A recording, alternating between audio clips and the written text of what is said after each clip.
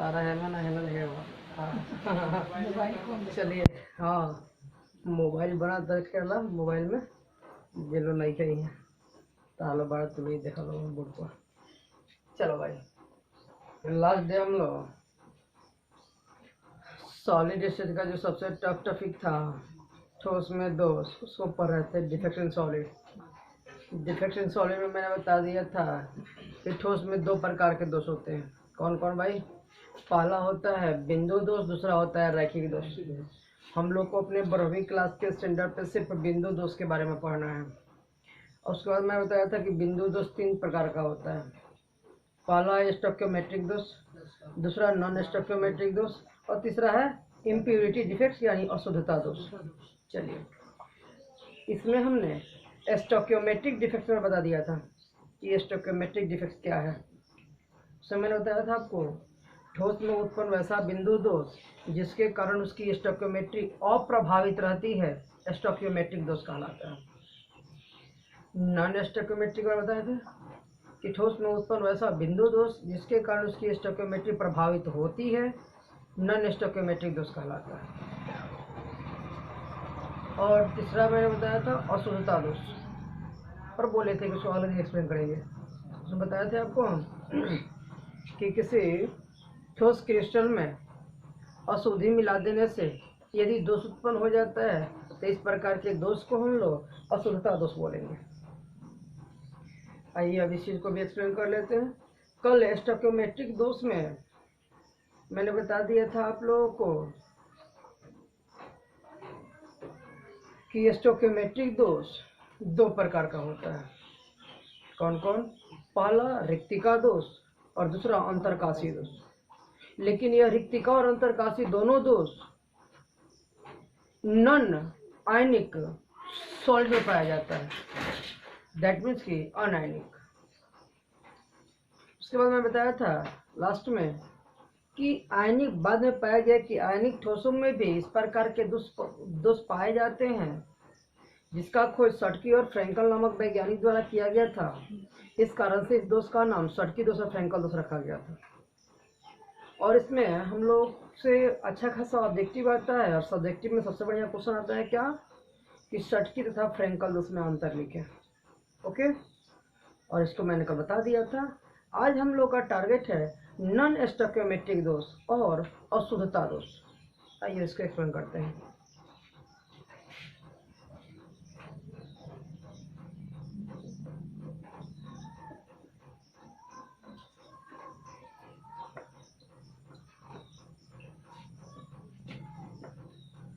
चलिए ध्यान दीजिए, ये है अपना नॉन स्टोइकियोमेट्रिक दोष। बाबू इसके बारे में कल हम बताए थे आपको कि नॉन स्टोइकियोमेट्रिक दोष ठोस में उत्पन्न वैसा बिंदु दोष जिसके कारण उसकी स्टोइकियोमेट्री प्रभावित होती है यानी स्टोइकियोमेट्री बदल जाती है, तो उसको क्या बोलते हैं? नॉन स्टोइकियोमेट्रिक दोष। जैसे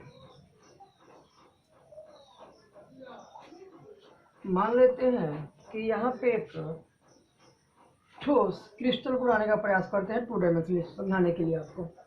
देखिए जैसे यहाँ पे एक मेटल है और यहाँ पे मैं मान लेता हूँ कि ये हाइड्रोजन है, फिर यहाँ पे मेटल है, फिर हाइड्रोजन है। जैसे कल आपको समझा रहे थे हम NaCl पे, याद है Na+Cl-।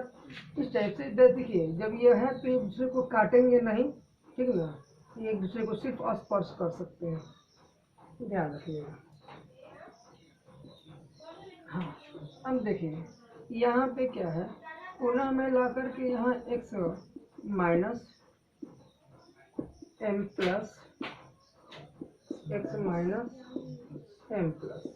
ओके, और बताइए मैं यदि पूछूं यहाँ कि बाबू ये M प्लस जो है किस चीज़ को रिप्रेजेंट कर रहा है?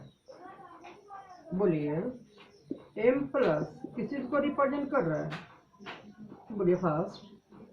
M मेटालिक आयन को रिप्रेजेंट कर रहा है। किसको? Metallic ion. मेटल यानी कि धातु होता है और ये मेटल कटायन है M प्लस, और X से हाइड्रोजन को रिप्रेजेंट किया जाता है और चूंकि वो नॉन मेटल है तो उसके ऊपर ऋणावेश। ये मान लीजिए कि ये अपना एक ठोस क्रिस्टल है। अब मैं पूछूं कि इस ठोस क्रिस्टल में M प्लस का एगो है, बोलोगे 6, X माइनस का एगो है 6, इनका रेशियो निकालेंगे सिंपलेस्ट रेशियो तो बोलेंगे 1:1, इनकी स्टोकियोमेट्री हो गई। अब यदि इस क्रिस्टल से क्या होता है कि यहाँ से कोई M प्लस आयन गायब हो जाता है, क्रिस्टल छोड़ के गायब हो गया, लुप्त हो गया, लुप्त हो गया, तो यहाँ पे अव्यवस्था उत्पन्न होगी, अनियमितता उत्पन्न होगी, अर्थात दोष उत्पन्न होगा। बताइए इस दोष के पश्चात इस क्रिस्टल में M प्लस कैटायन कई गो रह गया, 5 ठो, और X माइनस कई ठो रह गया, 6 ठो। क्या ये रेशियो जो था 1:1 आ सकता है? नहीं। यानी कि इस दोष के कारण इस ठोस की स्टोकियोमेट्री बदल गई कि नहीं बदली?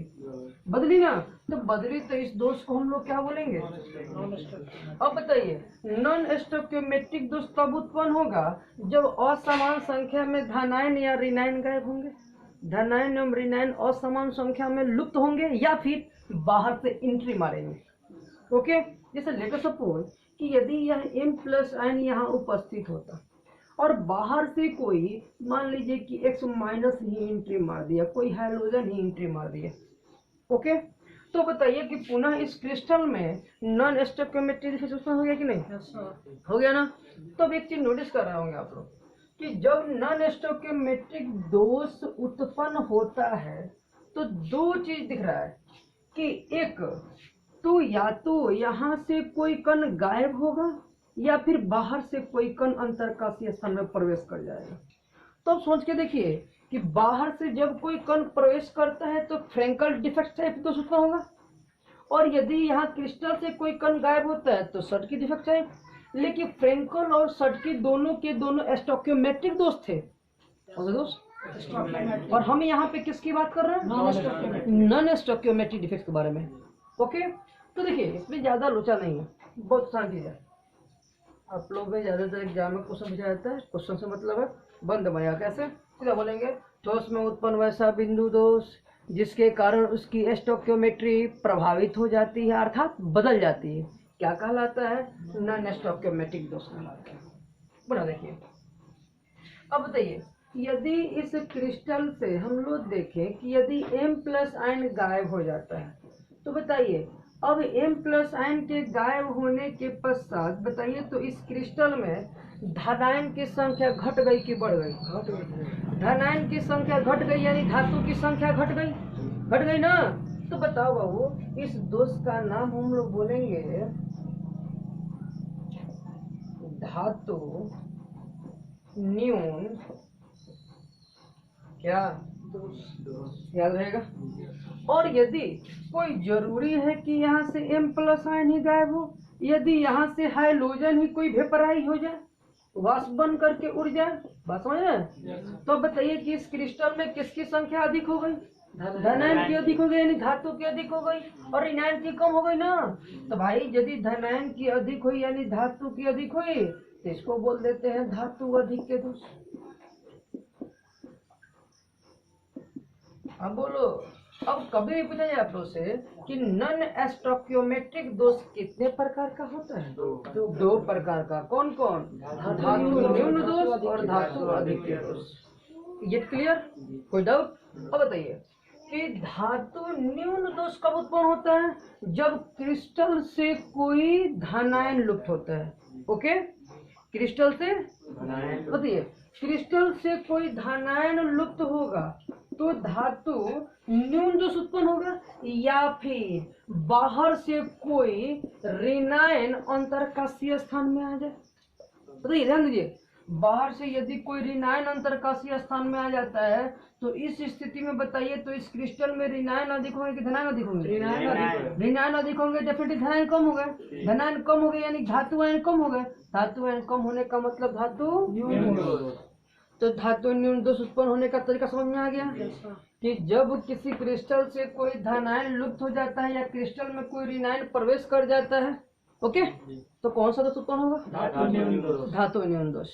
अब इसी तरीके से धातु अधिक के दोष क्या होगा सोच सकते हैं आप लोग कि देखिए जब किसी क्रिस्टल से कोई ऋणायन लुप्त हो जाए या फिर किसी अंतरकाशीय स्थान में धनायन प्रवेश कर जाए तो कौन सा दोष उत्पन्न हुआ?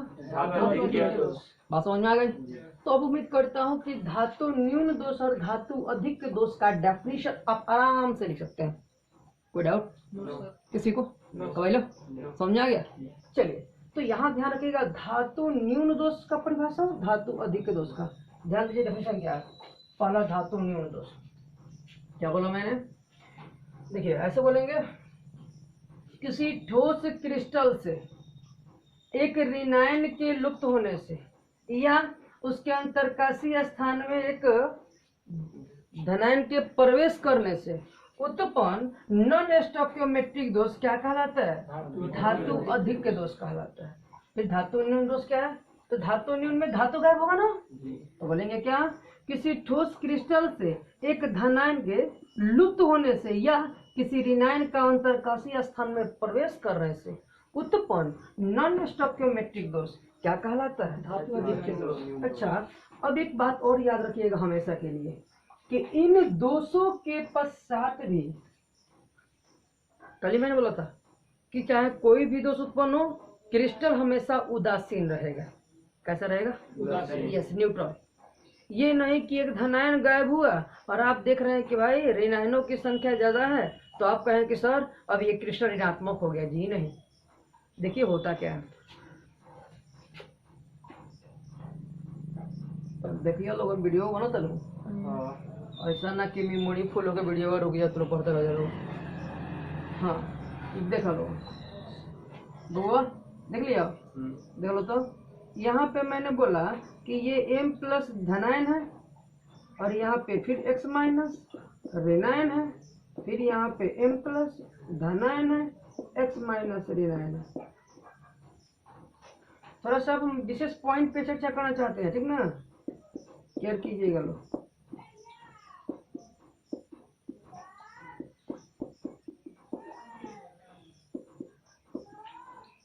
थोड़ा जल्दी जल्दी फिगर बना दे ऐसे।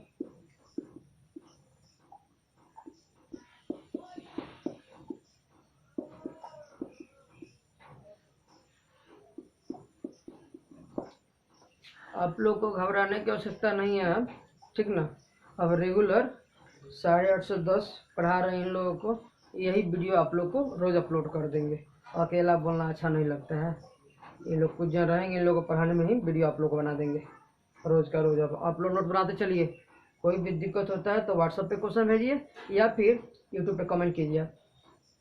देखिए क्या है, मैं बोलता हूँ कि यह एक क्रिस्टल है। अब सुनिए ध्यान से, यदि इस क्रिस्टल को हीट किया गया, गर्म किया गया, तो यहाँ से एक हाइड्रोजन वेपराइज हो गया। लेट अस सपोज कि चलिए ये हाइड्रोजन क्रिस्टल छोड़ करके गायब हो गया। ओके, अब बताइए क्रिस्टल छोड़ करके जब गायब हुआ तो यहाँ पे जो देखेंगे आप, इस क्रिस्टल में अभी धनायनों की संख्या ज्यादा है, ऋणायनों की संख्या कम है। तो आप कहेंगे कि सर अब ये क्रिस्टल जो हो गया धनात्मक हो गया। लेकिन नहीं, जब यह हाइड्रोजन वेपराइज होगा तो किसी न किसी अन्य मेटल के साथ जाएगा, तो वो अपना इलेक्ट्रॉन यहाँ देगा। कहाँ? जहाँ ऋण आवेशित रिक्तिका है, जहाँ से एक ऋणायन गायब हुआ था, उसके स्थान को कौन भरता है? इलेक्ट्रॉन। तो ध्यान दीजिए कैसे बोलेंगे हम लोग। धातु अधिक दोष का परिभाषा बताया मैंने अभी भी क्या, कि जब किसी ठोस क्रिस्टल से एक ऋणायन लुप्त होता है या फिर धनायन प्रवेश करता है तो उत्पन्न नॉन स्टोइकियोमेट्रिक दोष धातु अधिक दोष कहलाता है। ओके, देखिए जब क्रिस्टल से एक ऋणायन लुप्त होता है तो उसके स्थान पर ऋण आवेशित रिक्तिका का निर्माण होता है। कैसे? ये जो ऋण आवेशित रिक्तिका है, इसको संगत धातु परमाणु द्वारा इलेक्ट्रॉन प्रदान किया जाता है। क्या? ये जो इलेक्ट्रॉन प्रदान किया जाता है, यह इलेक्ट्रॉन बिंदुवत इलेक्ट्रॉन F केंद्र कहलाता है, या इसे आप सब रंग केंद्र भी बोल सकते हैं। ओके, F केंद्र या रंग केंद्र। यदि पूछा जाए कि F केंद्र क्या है तो आप सिंपल वे में यही भाषा बोल दीजिएगा, ठीक ना? कि जब किसी क्रिस्टल से एक ऋणायन लुप्त होता है तो उसके स्थान पर निर्मित ऋण आवेशित रिक्तिका को संगत धातु परमाणु द्वारा इलेक्ट्रॉन प्रदान कर भरा जाता है। यह बिंदुवत ऋण आवेशित इलेक्ट्रॉन एफ केंद्र या रंग केंद्र कहलाता है। ओके, अब बताइए इस क्रिस्टल में यहाँ जब इलेक्ट्रॉन आ गया तो आप सोच सकते हैं कि यदि क्रिस्टल में मुक्त इलेक्ट्रॉन है और मुक्त इलेक्ट्रॉन है, या फिर आप ऐसे बोल सकते हैं कि सर अब इस क्रिस्टल में अयुग्मित इलेक्ट्रॉन भी है। कैसे इलेक्ट्रॉन? तो जब यहाँ क्रिस्टल में अयुग्मित इलेक्ट्रॉन है या मुक्त इलेक्ट्रॉन, तो आपको पता है कि सर यदि मुक्त इलेक्ट्रॉन है तो वह विद्युत का क्या होगा जी। तो अब तो आपको समझ में आ गया कि जब भी ठोस क्रिस्टल में दोष उत्पन्न होगा तो वो विद्युत का क्या सूचक। Okay, next point. अब यदि इसमें अयुग्मित इलेक्ट्रॉन है, अयुग्मित इलेक्ट्रॉन जिसके पास होता है वो पदार्थ कैसा होता है जी? मैंने बताया था आप सबों को अनुचुंबकीय होता है। कैसा होता है? Paramagnetic substance. तो जिन दोषों में धातु, जिन ठोसों में धातु अधिक के दोष उत्पन्न होता है, नॉन स्टेटोमेट्रिक दोष उत्पन्न होता है, तो वहां उदासीनता बनाए रखने के लिए इलेक्ट्रॉन चाहिए। ये इलेक्ट्रॉन एफ केंद्र कहलाता है। और इस एफ केंद्र में जो मुक्त इलेक्ट्रॉन या अयुग्मित इलेक्ट्रॉन है उसकी वजह से यह विद्युत का सुचालक हो जाता है और किस प्रकृति का हो जाता है। ओके, अब ऑब्जेक्टिव को समझा जाए तो बन जाएगा ना, कोई दिक्कत? नेक्स्ट पॉइंट ध्यान दीजिएगा। अब आपको पता है कि यह फ्री इलेक्ट्रॉन है, मुक्त इलेक्ट्रॉन है। तो मुक्त इलेक्ट्रॉन की टेंडेंसी आप लोग जानते हैं कि यह भिन्न भिन्न रंग के प्रकाश किरणों को अवशोषित करेगा। अब भिन्न भिन्न रंग कह रहे हैं, भिन्न भिन्न रंग कह रहे हैं, तो आपको पता है कि भिन्न भिन्न रंगों का तरंग दैर्ध्य भी अलग अलग होता है। तो यदि कहीं बुकों के में पढ़े और ऐसा लिखा हो कि भिन्न भिन्न तरंग दैर्ध्य वाले प्रकाश किरणों को अवशोषित करता है, ठीक ना, तथा उसके पूरक रंग का प्रकाश को परावर्तित करता है। ओके, या ऐसे बोल देंगे कि भिन्न भिन्न रंग के प्रकाश को अवशोषित करता है या भिन्न भिन्न तरंग दैर्ध्य वाले प्रकाश किरणों को अवशोषित करता है और एक विशेष रंग के प्रकाश किरणों को परावर्तित करता है। तो आपको पता है कि जिस रंग के प्रकाश को वह परावर्तित करेगा वही रंग हमारे आंखों तक पहुंचेगा। ओके, और जो रंग हमारे आंखों तक पहुंचेगा उसी रंग का वह दिखाई देगा। यानी अब वह पदार्थ कैसा हो गया? रंगीन। क्यों, क्या हो गया? रंगीन। तो अब क्वेश्चन पूछा जाए कि कोई ठोस क्रिस्टल रंगीन होते हैं किसके कारण, तो ऑब्जेक्टिव में ऑप्शन क्या देखिएगा? उम्मीद करते हैं कि जब ऐसा क्वेश्चन मिले तो हो जाएगा। सीधा हो गया, दोष युक्त ठोस क्रिस्टल रंगीन होते हैं, इसका कारण क्या है बाबू? तो ऑब्जेक्टिव में दिया रहेगा तरह तरह का ऑप्शन, आप क्या मारेंगे? एफ केंद्र। बोलिए, डेफिनेशन वाला तो काम पहले नहीं कर दिए थे हम। मेन चीज था मुझे ये चीज समझाना कि आप ऑब्जेक्टिव बना पाए। उम्मीद करता हूँ कि समझ में आ गया होगा। इसमें कोई दिक्कत? बोलो हेलो। ठीक, फिर से एक बार ध्यान दीजिएगा। नॉन स्टोइकियोमेट्रिक दोष क्या है? क्या बोला मैंने कि ठोस में उत्पन्न वैसा बिंदु दो जिसके कारण उसकी स्टोइकियोमेट्री प्रभावित हो जाती है। नॉन स्टोइकियोमेट्रिक दोष कहलाता है जो दो प्रकार का होता है। धातु न्यून दोष। अच्छा बहादुर, इस धातु न्यून दोष को हम सब क्या और लिख सकते हैं? तो भाई धातु न्यून है मतलब धातु अधिक है। तो यहाँ धातु न्यून दोष को मैं अधातु अधिक के दोष भी लिख सकता हूँ ना। और यहाँ बताइए धातु अधिक के दोष को अधातु न्यून दोष बोल सकते हैं, कोई दिक्कत? चलिए, अब यदि हम चाहें इसको और लेंदी करने के लिए तो इसमें बोल सकते हैं कि जी ये दो तरह से उत्पन्न होता है। कैसे कैसे भाई? पहला जब एक धनायन गायब होता है, दूसरा जब एक ऋणायन अंतरकाशीय स्थान में प्रवेश करता है। तो उतना क्या जरूरत है, जब मैंने आपको अंदर में समझा ही दिया है तो कोई दिक्कत? चलिए आप लोग भी ध्यान दीजिए, सब लोग दिक्कत हो बैक कीजिए, वीडियो को पुनः देखिए एक बार और ध्यान से पढ़ते रहिए लोग। चलिए घबराइए लो मत, आने वाले 3-4 माह के अंदर अंदर सिलेबस कहाँ से कहाँ जाएगा आपका। सरकार नहीं खोलेगा तब भी हम लोग आगे रहेंगे। लो भाई जब एग्जाम लेना है। देखिए ये हो गया धातु अधिक के दोष। धातु न्यून दोष क्या है? तो धातु न्यून माने धातु की कमी। कमी कब होगी? जब यहाँ से एक धनायन गायब होगा। तो बोलेंगे कि किसी ठोस क्रिस्टल से एक धनायन लुप्त होने से, धनायन लुप्त होने से या क्रिस्टल में एक ऋणायन प्रवेश करने से। दो तरीका है, या तो धनायन गायब हो जाए या ऋणायन अंतरकाशीय स्थान में आ जाए। तो कौन सा दोष होगा? अगला है धातु अधिक के दोष। ये डेफिनेशन मैंने बता दिया आपको कि किसी ठोस क्रिस्टल से एक रिनायन के लुप्त होने से, रिनायन के लुप्त होने से या फिर किसी धनायन के प्रवेश करने से उत्पन्न नॉन स्टोइकियोमेट्रिक दोष कहलाता है। और बताइए क्रिस्टल की उदासीनता बनाए रखने के लिए संगत परमाणु द्वारा इलेक्ट्रॉन प्रदान किया जाता है।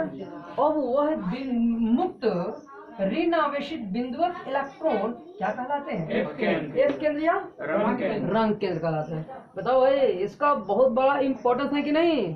बताइए इस के कारण से इस ठोस की बहुत सारी उपयोगिताएं बढ़ जाती है। वह कैसा हो जाता है? उसकी प्रकृति कैसी हो जाती है? वह कैसा हो जाता है? यहाँ ये चीज ध्यान रखना हम लोग ऑब्जेक्टिव के लिए। ओके, उम्मीद करता हूँ कि ये पूरा पॉइंट क्लियर होगा। ओके, नोट कर लीजिए, लिखे लो, लिखे तो तब तक हमें वीडियो रोक दें कि आप लोग को भी बोल दें इसी में, लिखवा तो दिए हैं उसमें तो बोले हैं। खैर आज वीडियो रोक देते हैं। आपको लगता हो कि ना सर उन लोग को जैसे बोल रहे हैं इसमें बोल दीजिएगा तो हम सुन के लिख लेंगे, तो कमेंट कीजिएगा, अगले जैसे बोल देंगे इसमें भी। ओके, यहाँ पे रोक देते हैं और सुट्टा दूसरा के बता देते हैं।